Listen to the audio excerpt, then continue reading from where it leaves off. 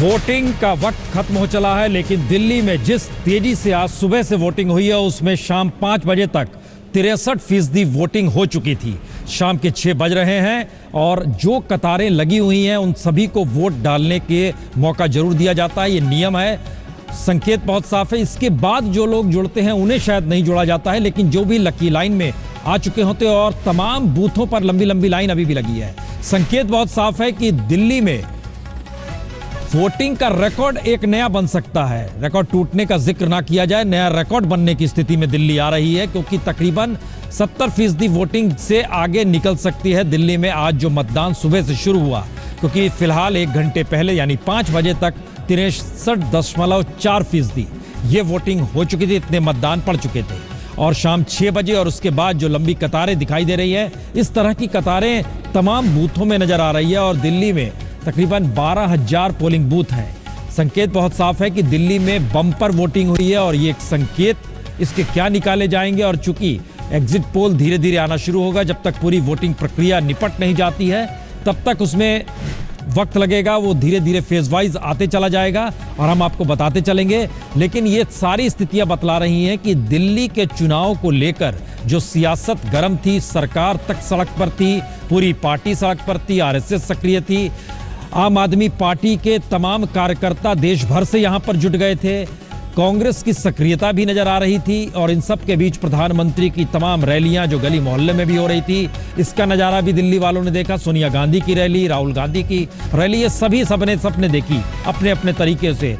123 rally के तकरीबन, या कहें जो खुद केजरीवाल ने की वह भी सबके सामने है। ये सारी परिस्थितियां बतलाती हैं कि दिल्ली का महत्व कैसे किस रूप में था। और दिल्ली इस मामले में कहीं ज्यादा महत्वपूर्ण था कि दिल्ली में तमाम जो राजनीति हो रही थी उसके पीछे देश भर के अलग अलग सियासतदान भी पीछे आकर खड़े हो गए थे। कोई किसी के पक्ष में खड़ा था, कोई दूसरे को लेकर इस बात का जिक्र कर रहा था कि रोका जाए या आगे बढ़ाया जाए। तो दिल्ली में वोटिंग का रिकॉर्ड टूटेगा, लेकिन इन सब के बीच एक स्थिति और बता दें कि दिल्ली में जनता सीएम चुनेगी, दूसरी तरफ बिहार में विधायक सीएम चुनने की स्थिति में आ रहे हैं, उस दिशा में जाएंगे। लेकिन हर घंटे किस तरीके से प्रतिशत बढ़ा है ये नज़ारा आपके सामने है। पहले घंटे में 6%, फिर 9, 20, 24, 36, 40, 52, 56, ये शाम 4 बजते बजते 56% और इसके आगे की लकीर है दरअसल 5 बजते बजते 63%। उस लिहाज से अगर देखिए तो 70% का रिकॉर्ड दिल्ली में टूट रहा है और 66% इससे पहले दिल्ली में सबसे ज़्यादा हुए थे। तो ये 64% तक देखिए शाम 5 बजे तक का नज़ारा आपके सामने है। तो ये तमाम स्थितियों के बीच क्या इसके संकेत हैं और किस रूप में राजनीतिक दल और तमाम पत्रकारों की राय क्या है, हमारे साथ तमाम लोग जुड़ चुके हैं। लेकिन संजय जी, सबसे पहले आपसे, अगर रिकॉर्ड टूट रहा है, नया रिकॉर्ड वोटिंग का बन रहा है, तो ये किस बात का संकेत है? अब प्रसून, संकेत बहुत साफ है। पिछली बार 66% मतदान हुआ था, इस बार तकरीबन 70 या उससे पार जा सकता है। अगर ऐतिहासिक दृष्टिकोण से देखें तो बढ़ते हुए मतदान का सत्ता परिवर्तन से कोई सीधा संबंध दिखाई नहीं पड़ता, लेकिन पिछले 2 सालों में राजनीति में बहुत परिवर्तन आया और हमने देखा कि जब जब मतदान का प्रतिशत बढ़ा है वो सत्ता जिस पार्टी की सरकार रही है उसके विरोध में गया है। दिल्ली में किसी की सरकार नहीं है, लेकिन मुझे लगता है दिल्ली का मतदाता बीजेपी का शासन केंद्र में है, उसको ही सत्ता मान बैठी है। और मुझे लगता है कि अगर 70% मतदान होता है तो बीजेपी के लिए संकेत, मुझे लगता है बीजेपी के लिए संकट की घड़ी है। शहनवाज जी, संकट की घड़ी है ज्यादा मतदान होना बीजेपी के लिए? हमारे लिए बहुत खुशी की घड़ी है। हमारे ताकत के बारे में आपने उन जी पहले बताया कि हम पूरी ताकत से यहाँ लगे हैं और हमने दिल्ली के चुनाव को बहुत चुनौती के तौर पे लिया है। अब दावों का सवाल तो है नहीं कि हम कोई दावा करें मेरा वोट प्रभावित हो रहा है, लेकिन जो हम लोगों के पास रिपोर्ट है, अब तो एग्जिट पोल भी आप दिखाने वाले हैं और ओपिनियन पोल की जगह एग्जिट पोल पर ज़्यादा चर्चा होती है, तो हम ये कह सकते हैं कि भारतीय जनता पार्टी दिल्ली में पूर्ण बहुमत से सरकार बनाएगी। ये हमारी इंटरनल रिपोर्ट है और हमने भी उस तरह का बड़ा सैंपल लिया है और हमारा जो सैंपल है वो हमारे लिए उत्साह पैदा करता है कि दिल्ली की जनता जो सड़क पर उतरी है वो भारतीय जनता पार्टी को वोट देने के लिए और पूर्ण बहुमत की सरकार बनाने के लिए उतरी है। हमारे सैंपल की रिपोर्ट 6:30 बजे के बाद तक आ पाएगी शाहनवाज जी, लेकिन आपके हिसाब से लग रहा है कि आपकी अपनी रिपोर्ट आ गई है, तो बता डालिए कितनी सीट मिल रही है। अभी तक तो हमारे पास जो 4 बजे तक की सूचना थी 43 सीटों के बारे में आकलन था। अब जी। देखिए कांटे का कई जगह मुकाबला है, हम आपके एग्जिट पोल पर चर्चा करेंगे। हमने तो सिर्फ आपको एक सोर्स अपना भी बता दिया ताकि आपको चर्चा में थोड़ी आसानी होगी, क्योंकि जब आपका एग्जिट पोल आएगा तो उस पर चर्चा कीजिएगा। लेकिन भारतीय जनता पार्टी के प्रवक्ता के तौर पर मैं कह सकता हूं, हम लोग पूरी तरह कॉन्फिडेंट हैं कि दिल्ली में चुनाव जीतेंगे। तो प्रसून जी, जो बात शाहनवाज हुसैन जी कह रहे हैं, काश शाहनवाज हुसैन जी जो बात कह रहे हैं काश वैसा होता, लेकिन काश ऐसा हो नहीं रहा है। हकीकत यह है कि आज की तारीख में 70% जो वोट पड़ने की जो उम्मीद की जा रही है वो इसलिए की जा रही है क्योंकि लोगों ने ये देख लिया है कि पिछले 9 महीनों में किस तरीके से देश के साथ एक तरीके की धोखे की राजनीति की गई है। पिछले दिनों, अभी 3 दिन पहले खुद पार्टी के नेता अमित शाह जी ने साफ तौर पे कहा कि चुनाव में जो वादे किए जाते हैं दरअसल वो चुनावी जुमले होते हैं, पॉलिटिकल स्टंट होता है। और उनका मतलब ये था कि जो 15 लाख रुपए हर आदमी के खाते में जमा करने की बात की गई थी उस पर यकीन मत करिए, वो एक बहुत बड़ा झूठ बोला गया था। ये बात खुद पार्टी का अमित शाह है। तो देश की जनता इस बात को समझ रही है और दिल्ली की जनता इस बात को बेहतर तरीके समझती है। जब इतना बड़ा झूठ प्रधानमंत्री पद की कुर्सी पर बैठे हुए लोग बोलने लगे, तब आप समझ लीजिए कि देश की राजनीति किस तरीके से हो गई। आज दिल्ली के अंदर सबसे बड़ा सवाल यही है। दूसरा सवाल यह है कि आम आदमी पार्टी ने लगातार सकारात्मक राजनीति की, नकारात्मक राजनीति नहीं की। आम आदमी पार्टी ने 3 महीने पहले से बताना शुरू कर दिया कि दिल्ली के अंदर हम किस तरीके से विकास करेंगे। दिल्ली के अंदर दिल्ली डायलॉग नाम का हमारा जो कार्यक्रम चला, हमने बताया कि युवाओं को हम किस तरीके से जॉब देंगे, एजुकेशन देने की कोशिश करेंगे, महिलाओं की सुरक्षा कैसे दी जाए। जी, हम चाह रहे हैं कि आज हम लोग एग्जिट पोल पर बैठे हैं तो उसको लेकर, क्योंकि अब तो ये सारी चीजें अब मायने कितनी रखेगी ये दूर की गोटी है, क्योंकि अधिक तादाद में वोटिंग होने का मतलब आम आदमी पार्टी क्यों मान रही है। एक जवाब दीजिए तो किस बात को आगे बढ़ाना चाह रहे हैं, क्यों मान रही है आम आदमी पार्टी। दो तीन चीजें ये हैं कि दिल्ली के अंदर एक बात जो एक सोशोलॉजिकल फिनोमेना है वो ये साफ तौर पे कहता है कि जब वोटिंग बहुत ज्यादा होती है इसका मतलब 2 चीज होती है, या तो किसी को हराने के लिए निकलते हैं या किसी को जिताने के लिए निकलते हैं। और मुझे लगता है कि दिल्ली के अंदर जो मतदाता है वो अब जिताने के लिए निकला हुआ है। क्योंकि नहीं ठीक है, 1 मिनट आप कह रहे हैं, और ये जिसका जिक्र भी यहां पर संजय जी ने किया, हमारे साथ चूंकि रागिनी नायक भी है, कांग्रेस इस ज्यादा बम्पर वोटिंग को लेकर रागिनी जी किस रूप में देखती है, क्योंकि 2013 में जब वोटिंग हुई थी, बम्पर वोटिंग हुई थी और उस समय भी अपना रिकॉर्ड था और उस समय कांग्रेस बिल्कुल सिमट ही नहीं गई थी, आपकी अगुवाई करने वाली शीला दीक्षित हार गई थी। इसमें ज्यादा वोटिंग का मतलब आपके लिए क्या है? देखिए, संजय जी के तर्क को ही मैं आगे ले जाकर बात करूंगी और मुझे लगता है कि जो 2 हम कांग्रेस के विपक्षी पार्टियों के प्रतिनिधि यहाँ पर हैं वो उन्होंने भी इसी तरीके का तर्क दिया है कि जो इनकम्बेंट सरकार है, ऐसा देखा गया है पिछले कुछ सालों में कि उनके विरोध में लोग ज़्यादा अगर निकल कर आ रहे हैं तो ऐसा माना जाता है कि उनके विरोध में कहीं ना कहीं वोटिंग हो रही है। तो पिछले 1 साल में प्रत्यक्ष रूप से 49 दिन की आम आदमी पार्टी की सरकार रही और उसके बाद 8 महीने तक अप्रत्यक्ष रूप से केंद्र शासित दिल्ली में भारतीय जनता पार्टी की सरकार रही।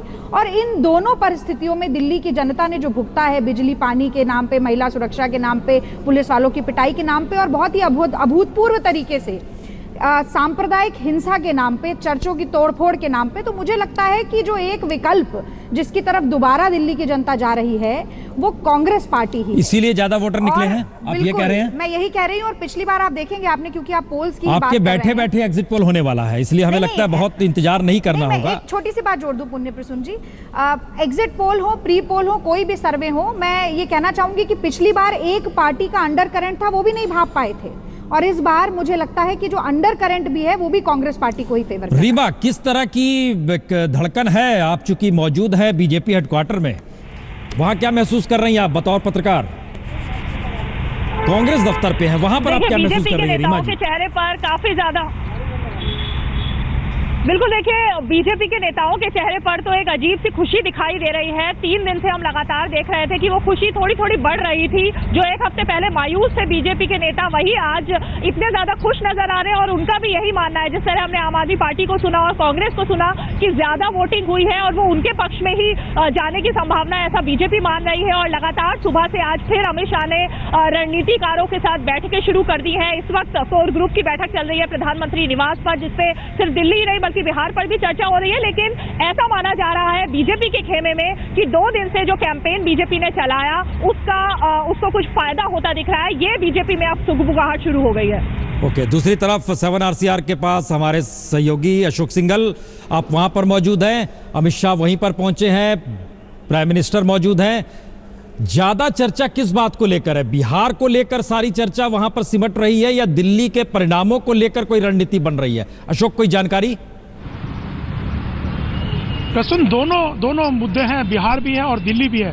दिल्ली इनके लिए सबसे पहले चैलेंज है, बिहार का चैलेंज भी है सामने। लेकिन बिहार में ये वॉच रखे हुए हैं कि क्या परिस्थितियां हैं, जो करना है जेडीयू के भीतर जो घमसान मचा है उस पर नजर रखे हुए। लेकिन दिल्ली इनके लिए, क्योंकि आज पोलिंग हुई है, उस पर एनालाइज किया जा रहा है कि दिल्ली में क्या स्थिति है। लेकिन जो रीमा बता रही थी, सही बात है कि ज्यादा पोलिंग जो हो रही है उसको लेकर ये लोग उत्साहित हैं, बहुत खुश हैं।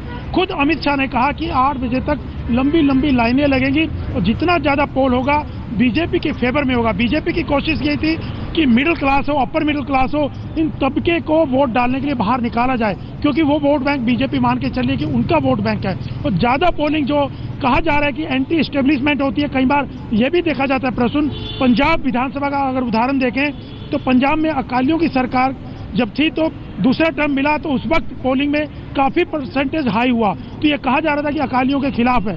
लेकिन दूसरी बार अकालियों की सरकार बनी, लेकिन अक्सर कहा जाता है एस्टेब्लिशमेंट के खिलाफ है, लेकिन कई बार उसके पक्ष में भी चला जाता है, ये भी देखा जाता है। लेकिन बीजेपी इस ज्यादा पोलिंग को अपने पक्ष में मान रही है और अमित शाह बहुत खुश दिखाई दे रहे थे। जब हम उनसे मुलाकात की बीजेपी ऑफिस में दिन में, तो काफी उत्साहित नजर आ रहे थे। उनका ये कहना था कि ये बीजेपी की फेवर में वोट पड़ रहा है। जहां तक बिहार की बात है प्रसून, बिहार को लेकर भी स्थिति पर नजर रखे हुए हैं, तमाम एनालाइज किया जा रहा है। कोर ग्रुप यहाँ पे मौजूद हैं बीजेपी के, चाहे वो जेटली हो, अमित शाह हो, नितिन गडकरी हो, राजनाथ सिंह, सुषमा, जो कोर ग्रुप है पूरा एनालाइज किया जा रहा है कि बीजेपी को कैसे एक्ट करना है, इस पूरे मामले को देखे कैसे रिएक्ट करना है। और दिल्ली तो सबसे प्रायोरिटी पे है, एजेंडा पे रिपोर्ट ली जा रही है तमाम कॉन्स्टिट्यूंसीज की कि क्या फीडबैक आ रहा है। और अमित शाह खुद पहले बातचीत कर चुके हैं और अब 7 RCR में तमाम जो 70 सीटें हैं उन पे अपने जो बूथ मैनेजर्स हैं उन लोगों से बातचीत करके एनालाइज किया जा रहा है कि क्या स्थिति बन रही है। प्रसून, चलिए, एक स्थिति बन रही है कि जो बीजेपी के चेहरे पर भी खुशी है,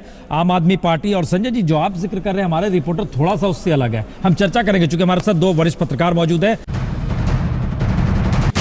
दिल्ली में वोटिंग 70% से ज्यादा होगी, इसके संकेत बहुत साफ मिल रहे हैं, क्योंकि 5 बजे तक तकरीबन 63-64% था। आलोक जी, इसके मतलब क्या है? देखिए, मैं थोड़ा संजय जी, वैसे मैंने कहा ना, अभी तो हम लोग कोई प्रेडिक्शन तो नहीं कर सकते, लेकिन यदि आपको अमित शाह का, शायद आपको इंटरव्यू दिया या जिनको भी दिया गया, उन्होंने बाकायदा कहा था कि हमने अपने बूथ मैनेजमेंट वाले जो लोग हैं उनसे कहा गया है कि सुबह पहले राउंड में ही ज़्यादा वोट डलवा लें, नंबर 1। तो जो इस तरह के रणनीतिकार हैं वो कितने सफल होंगे, मैं हम लोग इस पर नहीं जा रहे हैं, क्योंकि हो सकता है कि उन्होंने जो रणनीति बनाई उनको रिपोर्ट कर रहे हैं, लेकिन वो लोग वोट उतना नहीं डलवा पाए हों।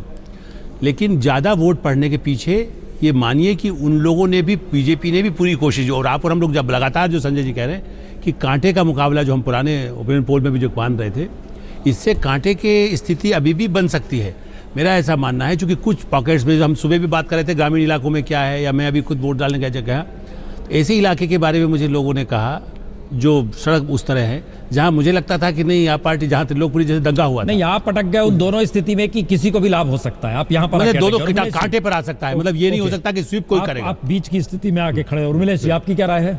नहीं, मैं भी मानता हूं कि ये स्विप करने जैसा कोई इलेक्शन नहीं है, लेकिन कांटे की इस टक्कर में मैं जो अभी लाइन देख रहा हूं चुनाव में, आज कई टेलीविजन चैनलों पर फुटेज देखा, इतने गरीब लोग निकले हैं चुनाव में वोट डालने, और वो अजीब तरह के कपड़े पहने हुए, बिल्कुल साफ लगता था कि मजदूर हैं, आम लोग हैं। उनकी तादाद उन लोगों से बहुत ज़्यादा है जो सफ़ेद पोश या जो वाइट कलर लोग हैं, तो मुझे ऐसा लगता है कि जो इस बार 10 दिन में देखा गया, आम आदमी पार्टी के साथ गरीब तबका बहुत बुरी तरह जमा हुआ था, क्योंकि इस सरकार के बारे में लोगों की धारणा थी कि सरकार ठीक ठाक चल रही है, मोदी जी की सरकार पहले की सरकारों जैसी भ्रष्ट नहीं है। लेकिन ये बहुत क्लियर चला गया कि 8 महीने में कि ये सरकार बड़े लोगों की सरकार आपने जवाब नहीं दिया, और बड़े लोगों की आपने सरकार जवाब नहीं दिया। बनाम गरीब तबका जिस तरह ज्यादा परसेंटेज ऑफ वोटिंग का मतलब क्या है? जी वही मैं कह रहा हूं। देखिए, दिल्ली में बड़ा तबका जो है, बड़ा हिस्सा है गरीबों का है, और अगर परसेंटेज वोटिंग का बढ़ रहा है तो इसमें गरीबों का परसेंटेज ज्यादा बढ़ रहा है। भी एक लिहाज से मतलब साफ है, जाहिर है जिस तेजी से वोटिंग हुई है। हमको लगता है संजय जी बड़ा छोटा सा एक कमेंट चाहेंगे क्योंकि वक्त कम है। नेताओं में भी एक लकीर खींची है कि हमारे पक्ष में, पत्रकारों की भी राय है, हमें लग रहा है कि शायद सत्ता के खिलाफ नहीं है, या जो भी एंटी इनकम्बेंसी है। क्यों ये बहस हो रही है और क्यों ऐसा लग रहा है? आप बोल रहे हैं पारंपरिक तौर पर एंटी इनकम्बेंसी की स्थिति में ही होता है। नहीं, मैंने कहा पारंपरिक तौर पे अगर 40 साल के विधानसभा चुनाव का इतिहास देखेंगे तो इसका कोई संबंध नहीं है। आधे ऐसे चुनाव हैं जहां टर्नआउट बढ़ता है, सरकारें हार जाती हैं, टर्नआउट बढ़ता है, सरकारें दोबारा जीत के आती हैं। लेकिन पिछले 2 साल में इसमें कुछ परिवर्तन दिखाई पड़ा, और खासकर पिछले जो 4 विधानसभा चुनाव हैं उसमें अगर कंस्टिट्यूंसी वाइज भी हम देखें तो परिवर्तन दिखाई पड़ता है। ज़्यादा चुनाव सत्ता विरोधी मूड का सूचक मुझे दिखाई पड़ता है। और दिल्ली का मतदाता आज ऐसा समझता है कि शायद केंद्र सरकार को ही एक सत्ता समझ रही है, और मुझे लगता है कि इसका फायदा आम आदमी पार्टी को मिलना चाहिए।